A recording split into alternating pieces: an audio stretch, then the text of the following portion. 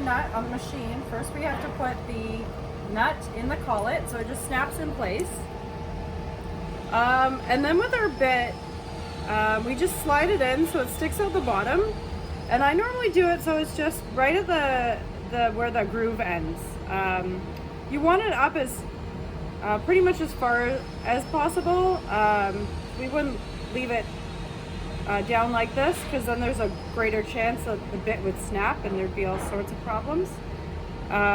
So you want it about that area. If you slit it up higher, you can damage your bit.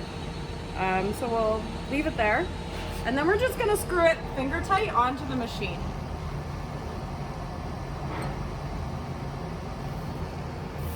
Oops.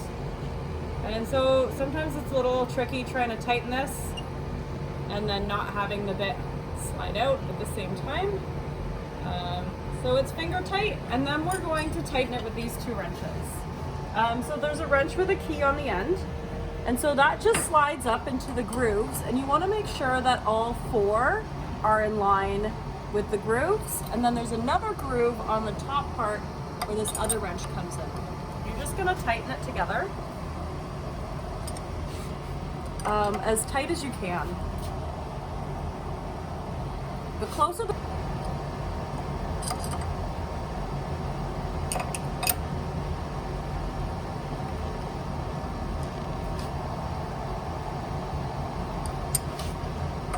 Okay, so that's nice and tight. You also want to screw your material to the bed. I normally do this first and then I'll put on the bit. You want to make sure there's at least 3 screws, maybe more depending on what you're doing. If your material's thin, it can bow, so you could use more screws. So that's all set up. So now we're going to go over to the CNC and set our zeros in the computer. So using the ShopBot console, there's this little yellow keypad here that's going to control the movement of the head of it. So I'm just going to click on this. And I'm going to set my X and Y. So my X and Y are going to be set by controlling these buttons. So these two on the left and right are going to be my X, and the up and down are my Y. So I'm just going to move this, and you can see it'll move the head. And I'm going to try and get it so that it's at the bottom right, or sorry, bottom left corner of my work. And I want to also avoid hitting the screw. If I hit the screw, it could, when it's running, it'll break my bit. So let me just double check. So it looks pretty good for my X and my Y, actually.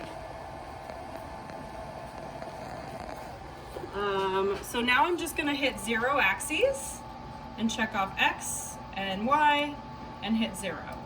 So that value's set. So now I have to set my Z height. So what I'm actually going to do is move the router bit so it's off the board a little bit from the front.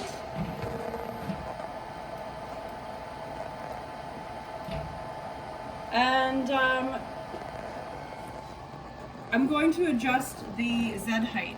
Before I do that, I want it to be pretty accurate, so I find the best way to do that is to close this tool, and over here where the Z is, I'm going to make that a smaller value.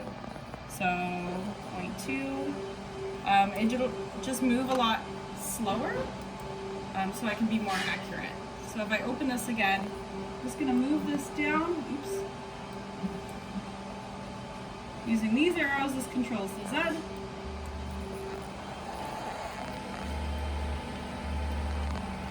And just eyeball it when it's level. So it needs to go down a little more.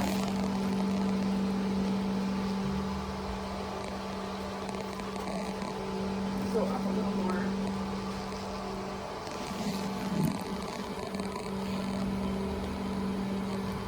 That looks pretty good.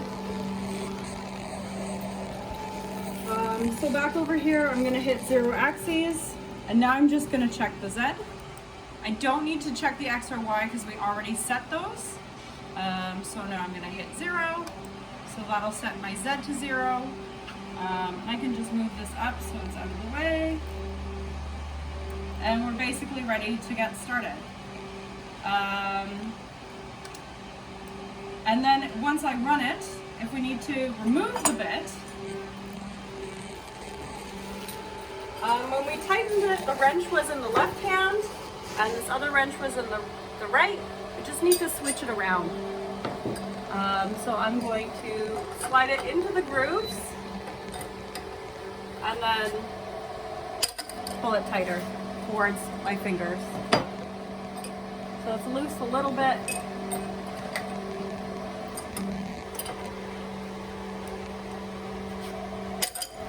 And you want to make sure that you don't end up pinching your fingers.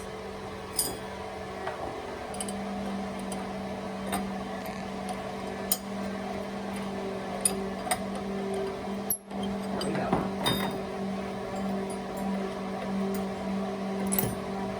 And then it just unscrews. And that's it.